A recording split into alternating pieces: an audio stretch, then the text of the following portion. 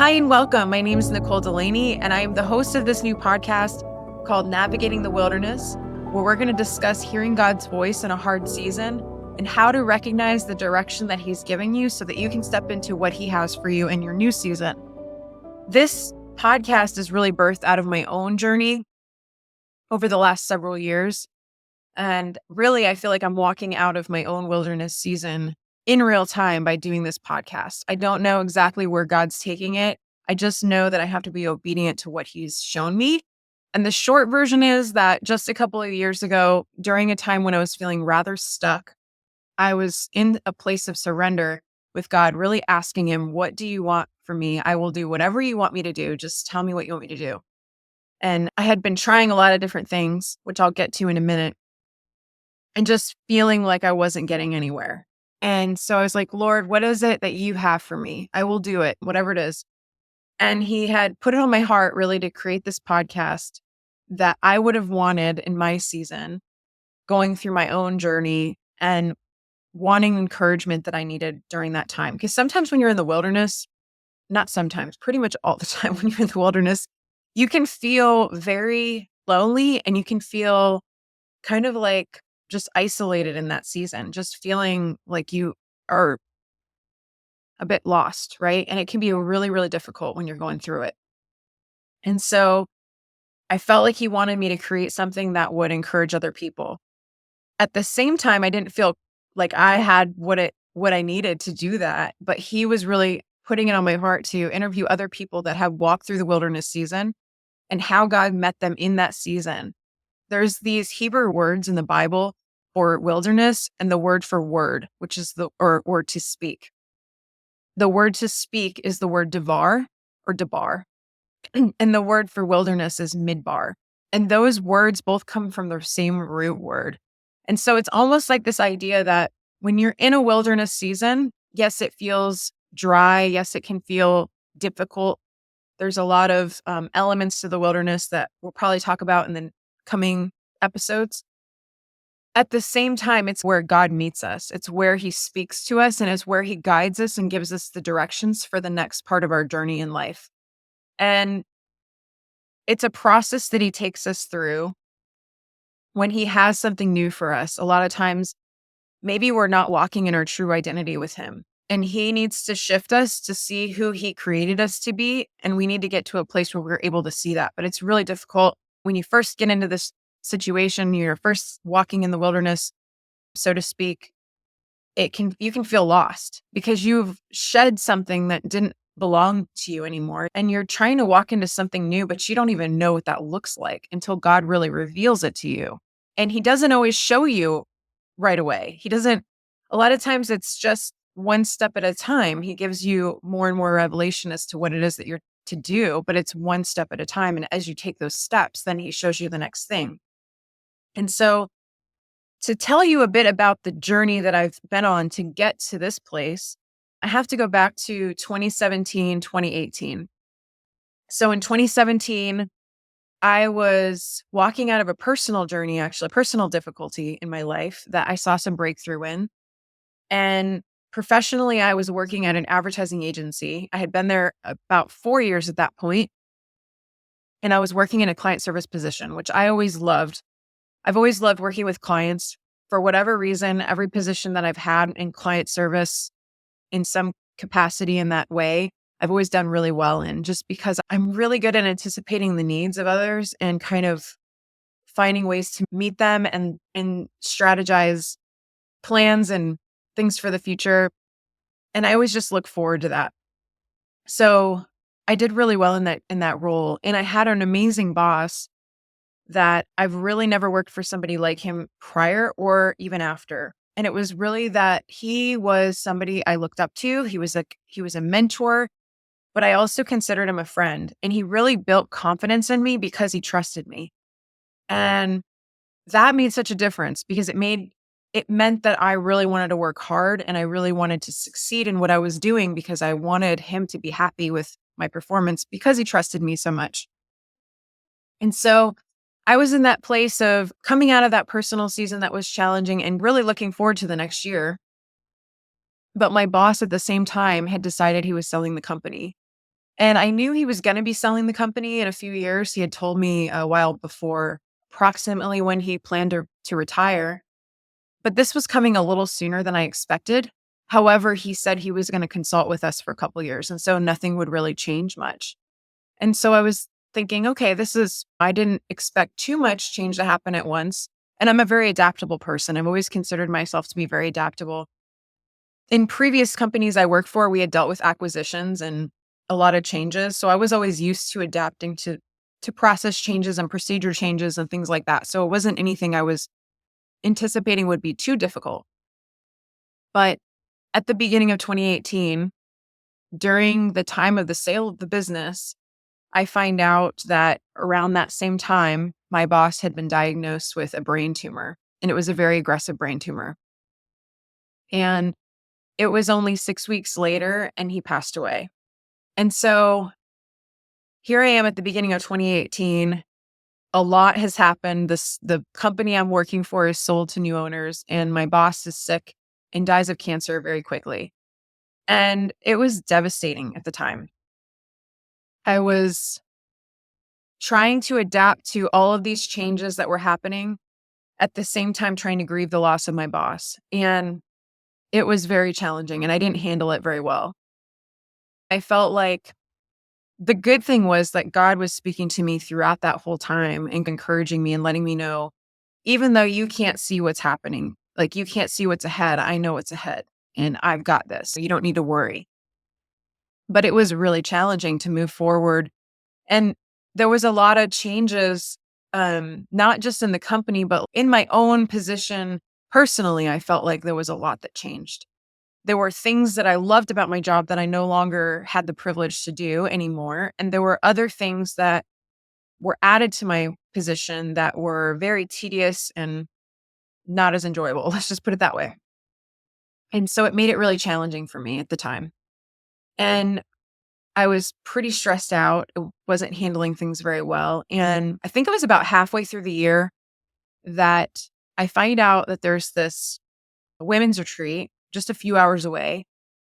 And there were maybe like 25 people attending. It was a very small women's retreat, but it was with this woman that I had been learning from previous years. She taught on biblical dream interpretation, which is a whole nother story. But God had always spoken to me through dreams. And I had always had trouble finding people that really understood dreams because a lot of the Christians that I was in circles with just didn't really talk about that, some of them didn't really believe in that.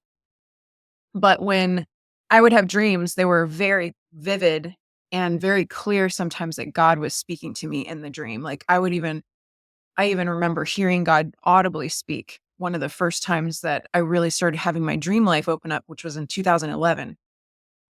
And so I had been learning about that for a while, and I saw this retreat she had going on a few hours away. And I thought, okay, I just need to get away for a little while and really spend some time reflecting and seeking God and just decompressing a bit and kind of getting my bearings a bit because I was really not, I wasn't doing that well. And it was right around my birthday, I think, when this retreat happened. So it was kind of neat to be able to do that. It was the same week, I think. And so I went away for this retreat. I think it was the second day. This woman had gotten up to speak and she was sharing her story about how God had called her to leave her job or leave her career at the time to go into ministry. And she had come from it wasn't the same background as me, but she'd gone to college, she'd gotten a degree, she had kind of done the traditional route in a sense. And God was calling her to leave her career and completely pivot and go into something completely different. And she was resisting it at the time.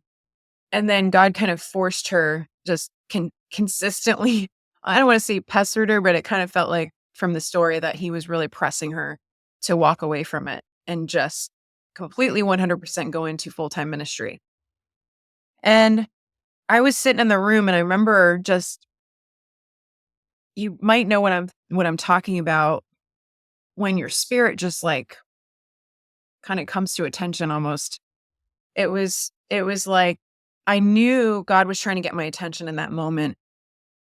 And he was reminding me of this journal entry I had from many years before. I couldn't remember when I had written it down, I had to go back and find the journals later, but 7 years prior to this, I had written in my journal during a time that I was really in prayer with God and just seeking Him. I had written down that I felt that God was going to ask me to walk away from my career at some point without a plan, basically, without knowing what was next. And I remember writing that down and kind of not knowing, is that the Lord? I think it's the Lord, but I don't know, right? Like sometimes we do that. We second guess what we're hearing. But I wrote it down in my journal, and he was bringing this back to my memory in this moment. And I remember just the Holy Spirit speaking to me and saying, now is the time. I'm going to ask you to leave your career. And I didn't know what I was stepping into. It wasn't like he said, oh, I'm going to call you into full-time ministry. But what I will say is that at that retreat, after she was done speaking, I walked over to her and I went to thank her for sharing her story because I was so encouraged by her testimony and just the story that she shared. And then she started to speak to me about what she saw God doing in my life. And she was saying things that she would not have known, that only God would have known. And she was saying things about what God had planned for me for my future that I kind of had heard him speak to me about, but not completely. And a lot of it had to do with ministry, but I didn't know exactly what that looked like. What does that look like? I don't know how is that going to be possible, right? It wasn't that I didn't believe it. It was just that I couldn't see myself in that kind of a place. I'll just put it that way without going into the details of it. And so I just kind of put that aside. I wrote it down, put it aside and prayed about it, left that up to God because I thought, I don't even know how will you get me from point A to point B? I don't even know how that's possible. And how would I ever leave this career? Like at the time I couldn't see it because my husband and I had been so reliant on my income and really I just didn't see a way out of leaving that. I didn't know what I could do instead. I didn't know what that would look like. I continued on that year, and I think it was about the fall, a few months later, that we were going through the time of year when we're doing our planning for the coming fiscal, and it's a really busy time. There's a lot of stuff happening at once. We're like launching campaigns and we're creating marketing plans and all this stuff. And I don't remember exactly what was going on, but something set me over the edge where I had a moment, I remember one day where I just broke down crying.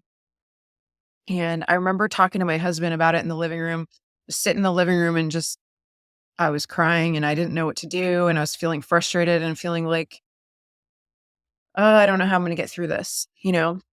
And he looked over at me and he's like, Nicole, you can't do this anymore. This is not healthy. You're stressed out.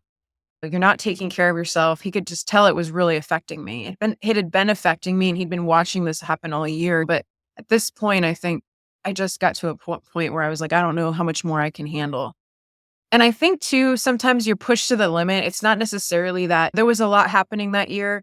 And I also recognize that it was difficult for the new owners as well, because here they had lost this person that was supposed to be consulting. My boss was supposed to stay on as a consultant, and suddenly they're left to figure out what to do. They had just acquired this company and they're trying to figure out how to move forward with it. So I could see that that would have been stressful as well for everybody involved. But just adding all that up, that whole environment, just it felt very stressful at the time. And so my husband said, you need to think about something else. And I didn't think I could do anything else at the time. And he reminded me, he said, why don't you consider going into personal training with me? Because he was a personal trainer at that point, probably for close to 10 years, maybe. And he said, you could come and work for me, not work for him, but work with him at this yacht club that he worked at. And when I first met him, I had worked in a gym part-time. I had 2 jobs when I first met him, and I worked part-time in a gym. And I was studying to get my certification as a personal trainer because I was considering that. But when we were dating, I had very little time to spend with him. And so I eventually decided to just not move forward with that and just focus on the job that I had at the time, full-time job that I had gone to school for, right? So I continued on and I never really went into that again. I had always been into nutrition and health. And so it made sense to me that, oh, yeah, I could be into personal training. And I really saw that as a benefit in a lot of ways, helping other people be physically healthy and physically strong. It was something that mattered to me.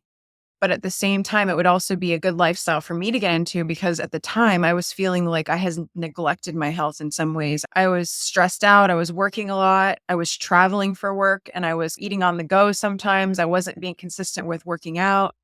And so this would be a way for me to kind of get back on track and it would be a lot less stressful and be able to help. I could help other people, which I've always enjoyed helping other people.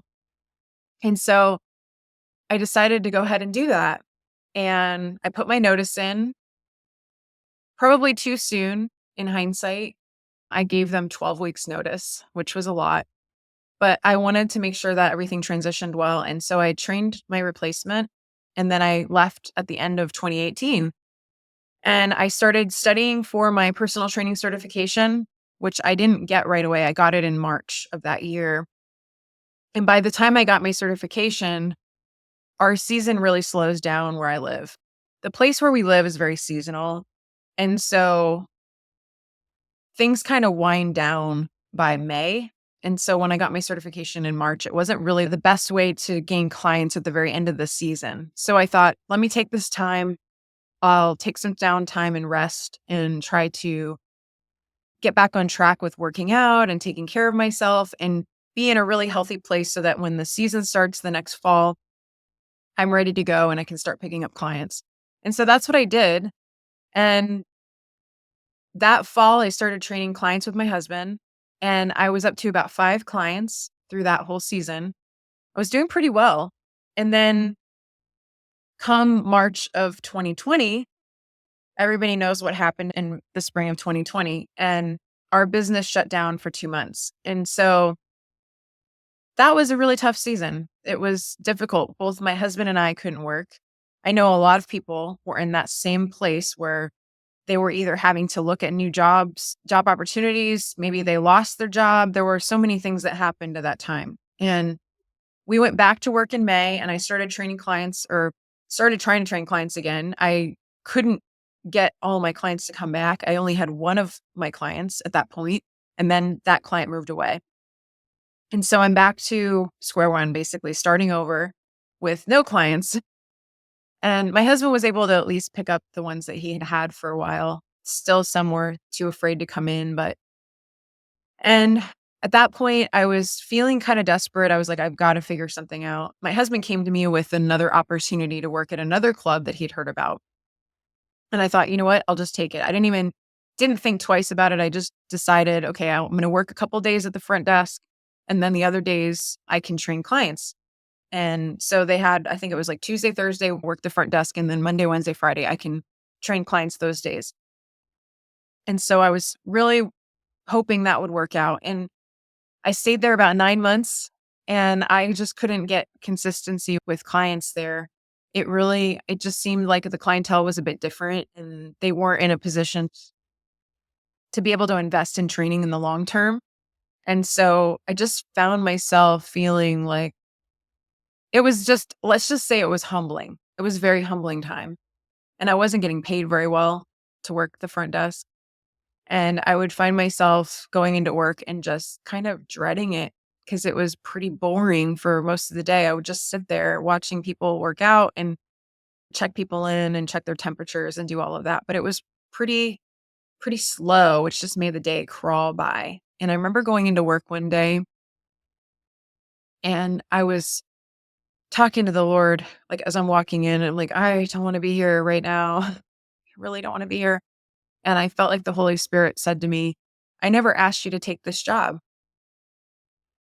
And it took me back for a second because I was like, wait, oh my gosh. Yeah, I never prayed about this. I never even asked the Lord about this. I just jumped in and took the job because I was feeling desperate for an income at the time. And so I left that role and I was like, God, what do you want me to do now? And I felt at the time that he was asking me to rest. And I didn't even really know what that meant. I felt like, okay, rest. Like, what do you want me to just do nothing? No, it wasn't that he wanted me to do nothing. It was that he wanted me to spend more time with him and he wanted me to study the word, read my Bible, spend time with him, spend time in prayer, seeking him. Basically, what I felt him saying was that this was the time of preparation. And I didn't really understand that fully, but I felt like he said, this is a time of preparation and you're not always going to have this much time to do these things. And so take advantage of the time you have right now. And so I was spending a lot more time with him. I was reading the word and studying. There were things that I had wanted to study out, and I'd gotten into really digging into the cultural background of the Bible and learning things like even geographically, culturally, historically, things that I had never really learned about the Bible my whole upbringing in church. And it was just blowing my mind. It was really blowing my mind because I was saying, like, wow, there's like Jewish idioms in the Bible that I didn't even know were there. And there are all these, just all of these pieces I never saw before. There's geographically, there's significance to passages, locations that are mentioned in the Bible that we don't always pick up on because we don't know the geography. But once you know the geography, then you know kind of where things are. And it brings the story to a place to life in a way that I never saw before.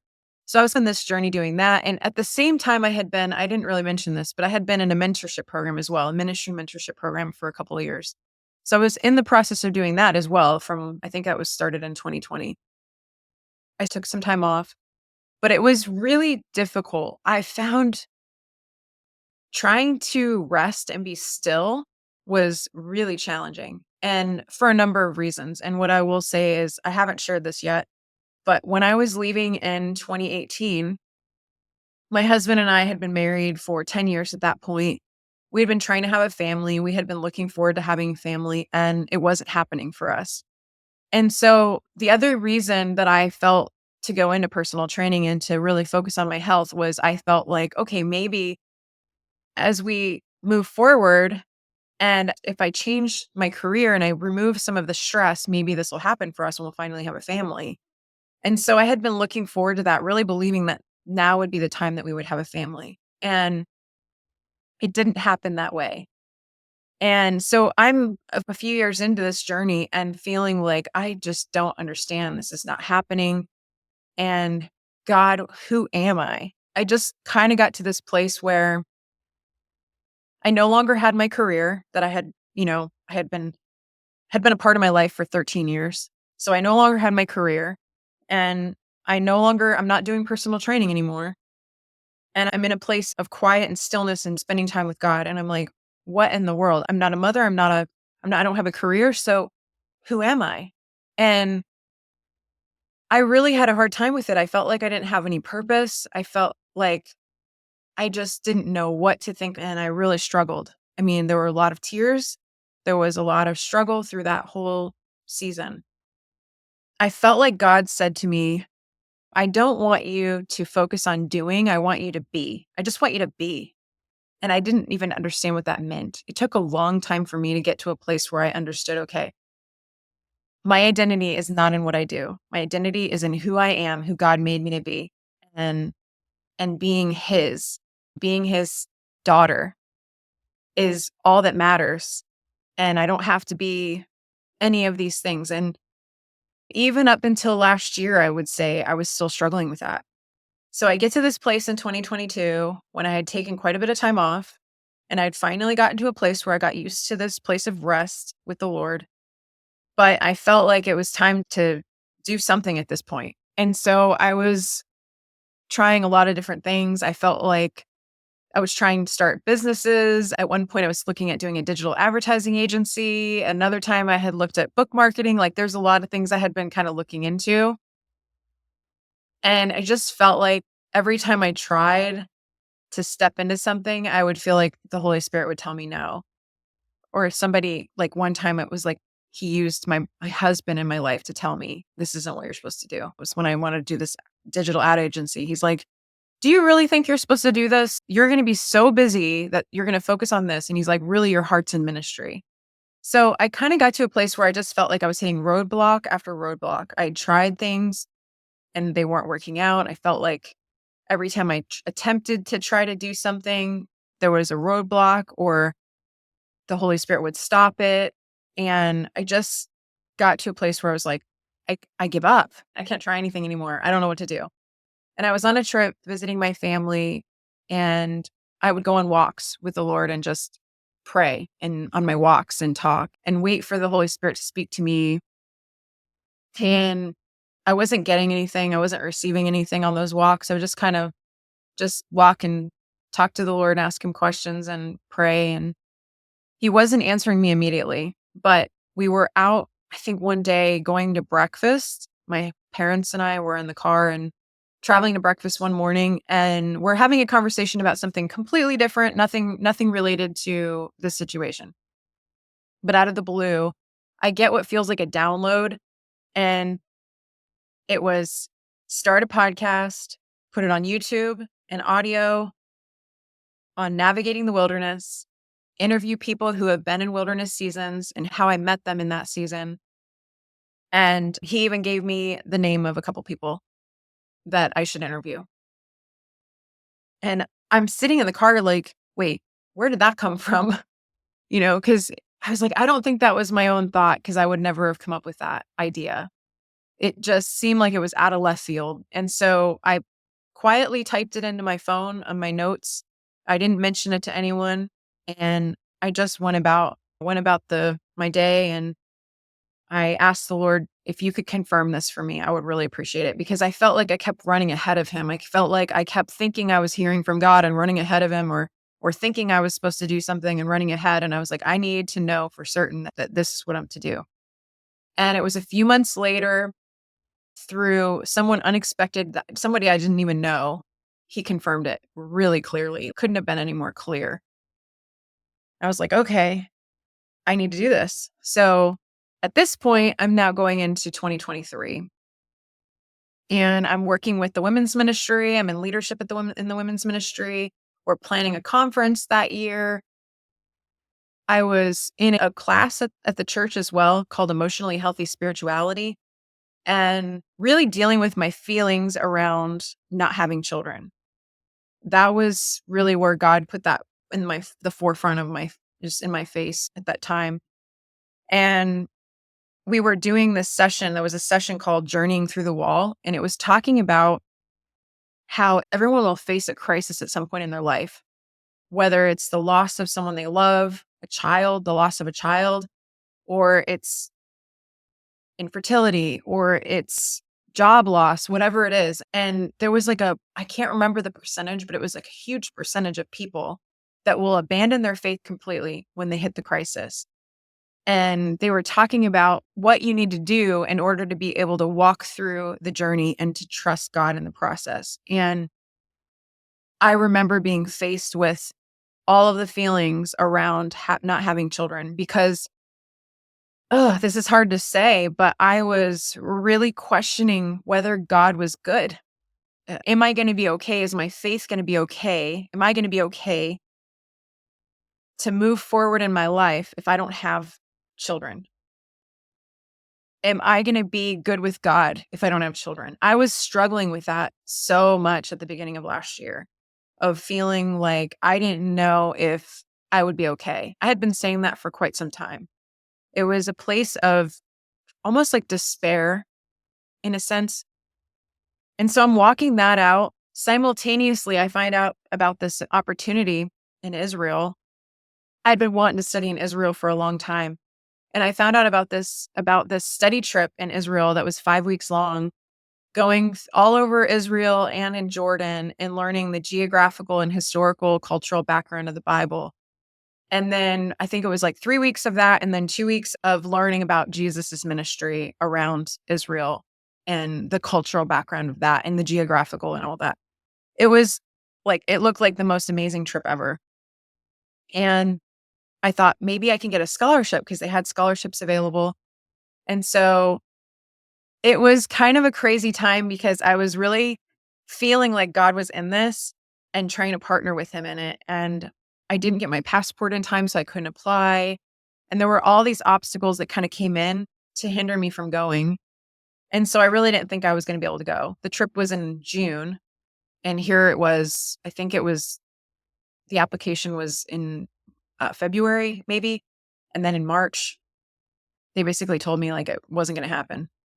And I get a call like while I'm planning this conference for our church, making all these phone calls to set up all of the volunteers for the conference. And I get a phone call from the college in Israel where I wanted to study. And they tell me there's an opening on this trip. If you want to come, you can join us. And I was, wow, really? And I asked them about the scholarship, and they said, no, the scholarships have already been given out. And I didn't think it would be possible for me to go at that point because financially I just didn't have an income to be able to pay for that. And I didn't know how I was going to do it. And my husband was in support if we could come up with the money somehow. But it was such a short window of time because they told me at the end of April, I needed to pay the tuition like almost right away. I needed support for the trip, which I was able to get a lot of support for the trip. But it was at the last minute, of course, because that's kind of how God works, it seems like. And what was so amazing, but also I was wrestling. I was wrestling at the time because everything lined up to where the tuition needed to be paid the Monday following Mother's Day.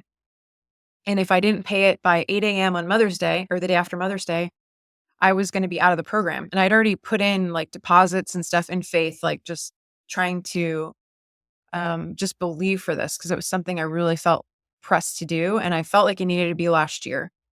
So I go ahead and I apply. I'm going through the process and I'm waiting on this. Like, am I going to get the support I need?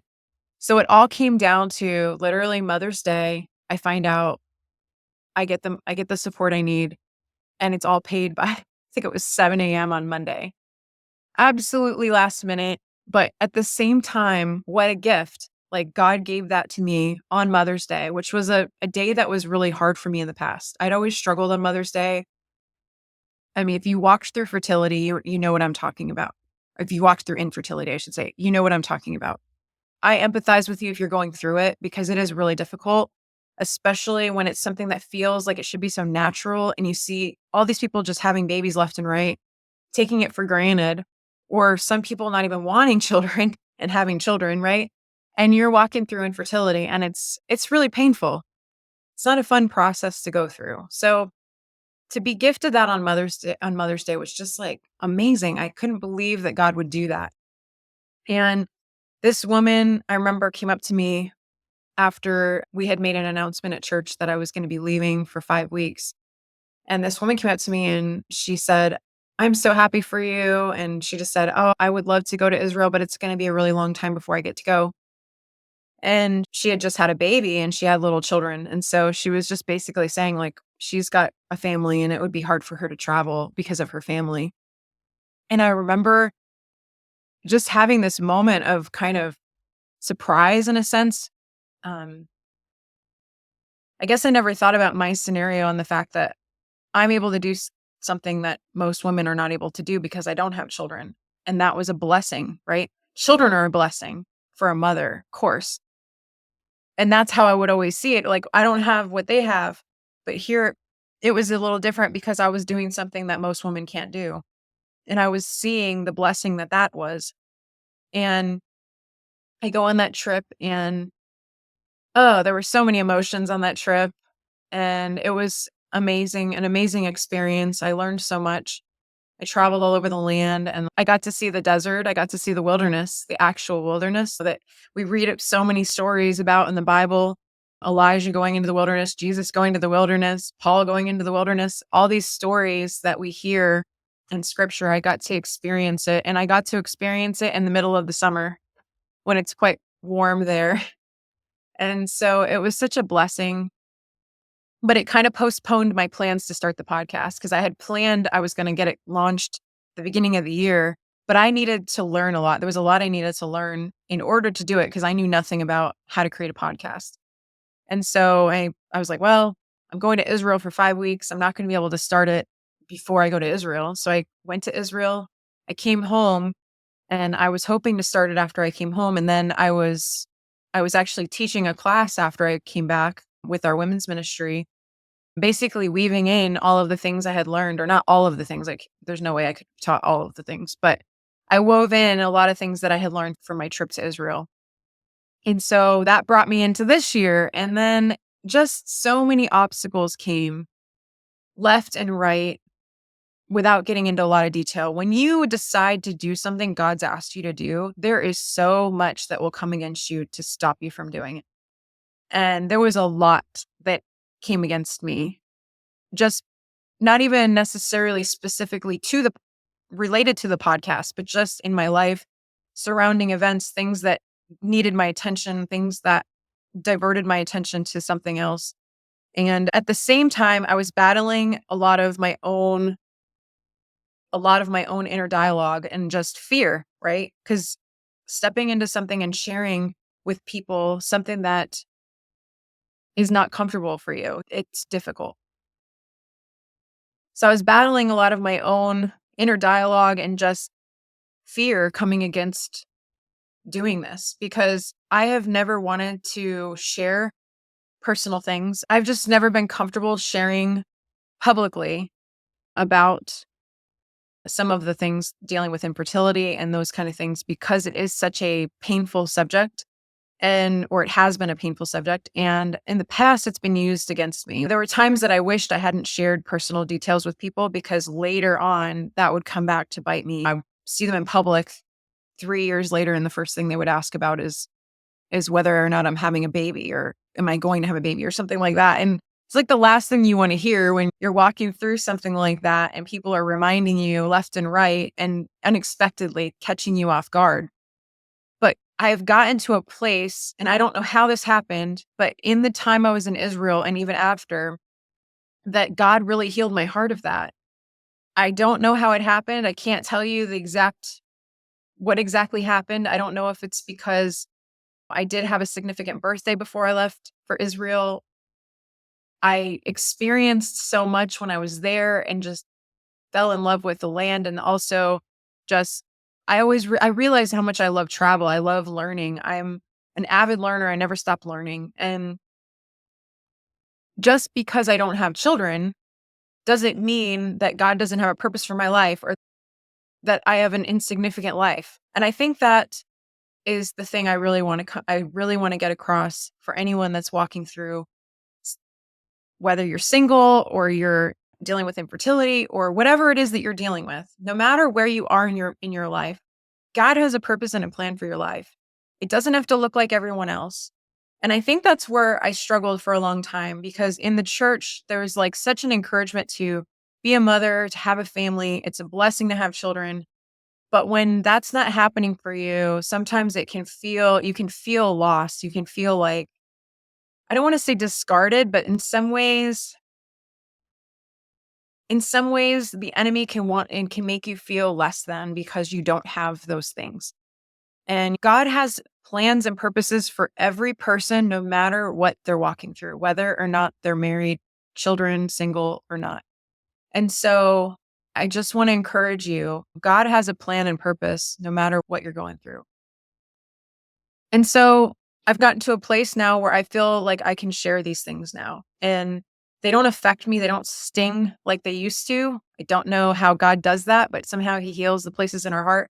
And I think I just saw God's goodness in the midst of all of it. The way that he redeems things is just amazing. So I'm finally in a place where I feel like I can share some of these things with you and be more transparent with my own journey, sharing things that are uncomfortable for me. When God calls you to do something, it's not going to be comfortable. And you have to get out of your own head and you have to shut down all of the voices that are telling you not to do it and all of the things, all the resistance that's coming against you. And you just have to do it no matter what. And that's where I'm at right now is I have to do what God's calling me to do. I don't know necessarily what it's going to look like. I don't know if he's going to shift this in some way. I'm being flexible. Let's just put it that way because God, he likes to change things up sometimes.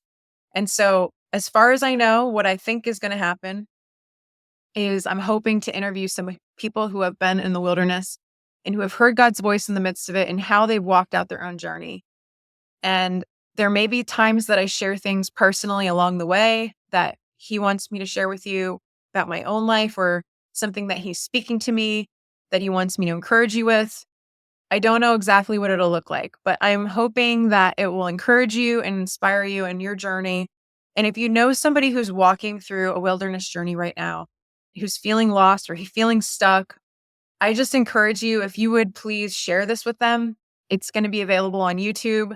I'm planning to put it on Rumble, and it'll be on Spotify, Apple Podcasts, all of those places that you can find your podcasts. And I just encourage you to like, subscribe, and share it with others so that we can get the word out and so others can be encouraged in their time and season. So thank you so much for listening. Thank you for listening to my story, and I hope it encourages you. I look forward to sharing more with you in the future.